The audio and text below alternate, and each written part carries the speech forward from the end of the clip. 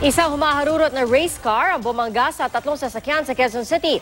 Nasagasaan pa nito ang isang pedestrian. Yan ang tinutukan ni Dano Tintin.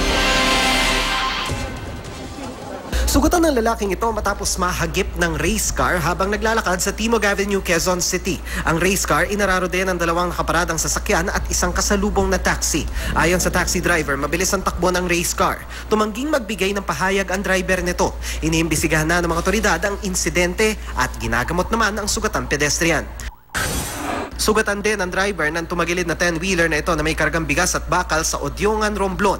Ayon sa driver, nawala ng balanse ang kanyang truck matapos mabalahaw ang gulong nito sa ginagawang kalsada. Wala namang iba pang nadamay sa disgrasya. Sa Pagadian City, dalawang sugatan matapos magsalpukan ng ambulansya at truck. Wasak ang unahang bahagi ng parehong sasakyan. Base sa investigasyon, inagaw ng truck ang linya ng ambulansya na wala namang sakay na pasyente noon. Ginagamot na mga driver ng dalawang sasakyan. Dano Tingkong, Nakatutok, 24 Oras.